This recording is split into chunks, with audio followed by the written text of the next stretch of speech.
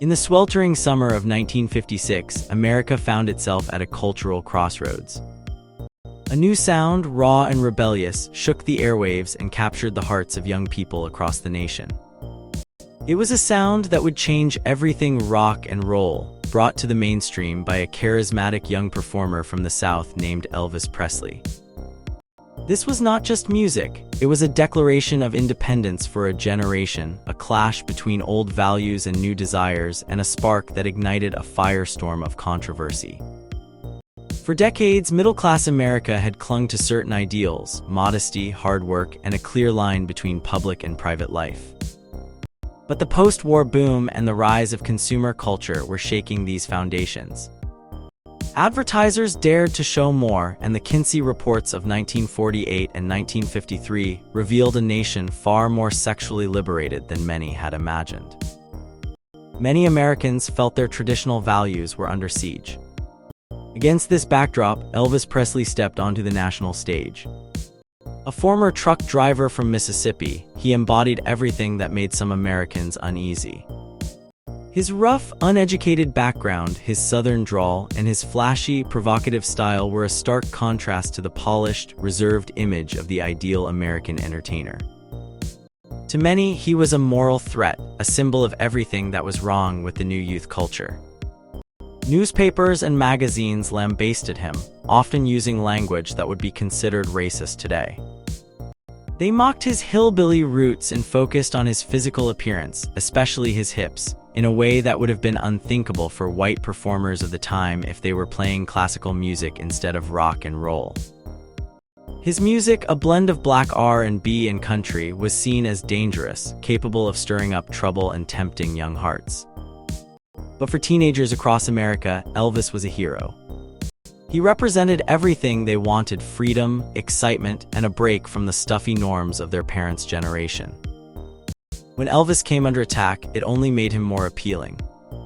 To rebel against his critics became a way for young people to assert their independence. Elvis himself was bewildered by the backlash. To him, he was just playing the music people wanted to hear. He defended his fans, calling them decent kids who should be allowed to enjoy themselves. He dismissed claims that his music led to delinquency as absurd. Yet the controversy only grew, making Elvis a larger-than-life figure in the eyes of the youth. As Elvis's popularity soared, so did the fears of those who saw him as a harbinger of moral decay. But for the young, he was more than just a singer. He was a symbol of a new era, one where the old rules no longer applied. And in embracing him, they were saying no to the past, embracing the chaos and excitement of a rapidly changing world. Elvis Presley's rise to fame was not without its challenges. To many, his blend of rock and roll music was not just music, it was a cultural earthquake. For his parents, Vernon and Gladys Presley, the music that their son was making was seen as something to be wary of. They had always been cautious about Elvis listening to R&B, calling it lowdown. However, they didn't stop him from listening or performing. They were proud of his success, even if they didn't fully understand or approve of the path he was on. As Elvis became a regional star, older fans of country music felt betrayed.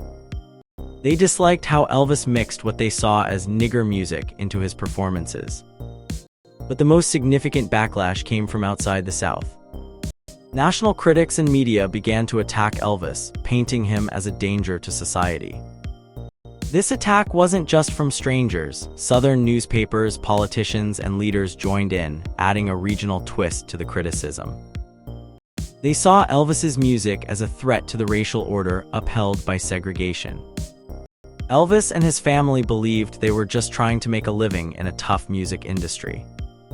They thought their music, rooted in Southern traditions, should be accepted by everyone, especially fellow Southerners.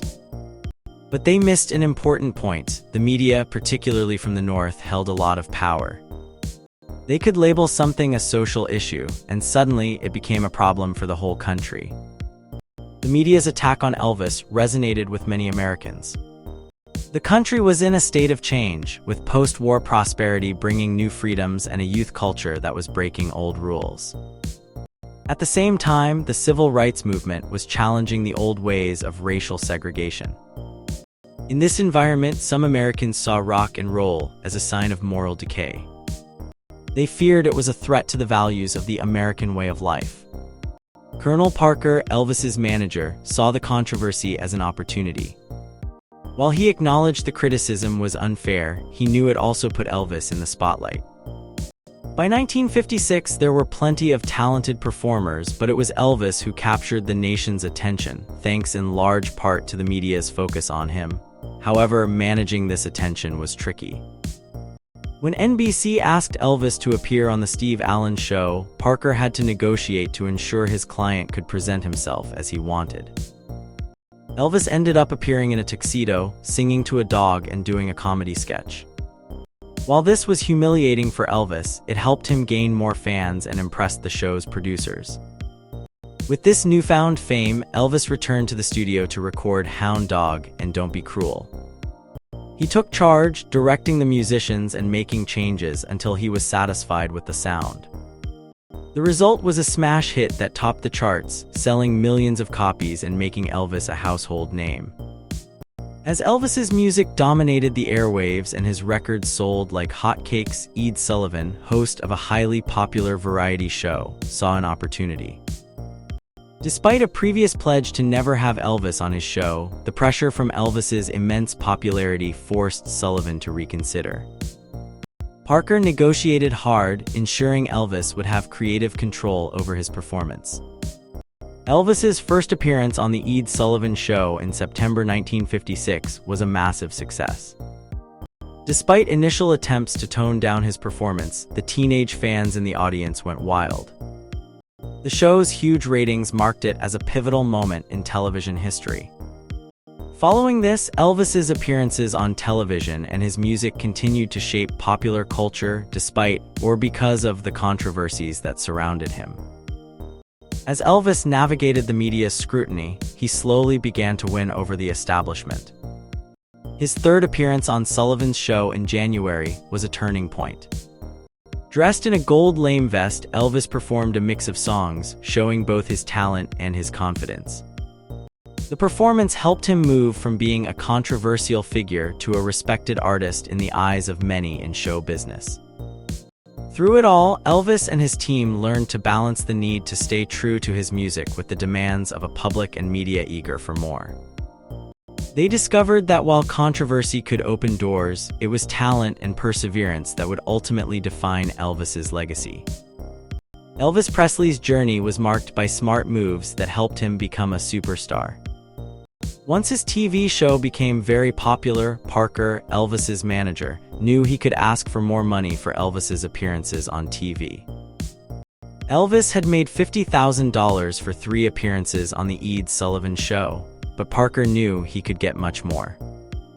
So he asked for a huge $300,000 for any TV appearance. This was way more than the networks wanted to spend. But Parker was happy to see Elvis leave TV to focus on movies. He believed too much TV would make fans want to see Elvis in person less. Around the same time, Parker made another smart move. He teamed up with Hank Saperstein to sell official Elvis merchandise. This included things like charm bracelets, lipstick, and even record players. These products were very popular, especially with teenage girls. This not only made a lot of money for Elvis and Parker, but also helped promote Elvis's fan clubs. These clubs popped up all over and had thousands of members. Parker used these clubs to share new Elvis music and movies, keeping fans excited and connected to their idol. Elvis, despite his love for rock and roll, wasn't completely committed to the genre. He often said he liked singing ballads, like the ones sung by Eddie Fisher and Perry Como. At first, when he started with RCA, he mostly sang ballads. But Steve Scholes, his producer, encouraged him to try more styles. Elvis was proud of his rock and blues covers and original songs, like Don't Be Cruel. As he started making movies in 1956, he was cast in a Civil War drama first. This limited the music style he could use in the movie. However, the song Love Me Tender from this film became very famous. In his next few movies, Elvis had more chances to rock out, but he also sang ballads and pop songs. This mix of styles would become normal for him in the 1960s. RCA and his publishing company, Hill and Range, started offering him a wider range of songs. Elvis became known not just as a rock and roller, but as a versatile musician. He recorded Christmas music, gospel songs, and even a variety of pop songs. By the end of the 1950s, Elvis was more than just a rock star. He could sing in many styles, from rock and roll to R&B, country ballads, and regular pop songs. He even made a gospel album. Whatever he recorded, it had Elvis's special touch, arranged carefully in the RCA studio, with lots of practice and high-quality production. This made his music unique and easily recognizable. Elvis's records were huge hits throughout the 1950s. Songs like Too Much, All Shook Up, and Jailhouse Rock reached the top of the charts and sold millions. Even when he was in the army, his music stayed popular, though his sales dipped a bit. He returned to the top in 1959 with A Big Hunk O' Love. His albums were also very successful, featuring both greatest hits and movie soundtracks. Although some of his songs were simple, many were top-notch. His recordings from the 1950s were powerful and showed his growth as an artist. Even though the music was polished, it still had that raw energy, especially in up-tempo rockers like Jailhouse Rock. His smoother pop rock songs were lively and catchy too, showing his range as a musician. Elvis's ability to blend different styles made him a legendary figure in music history.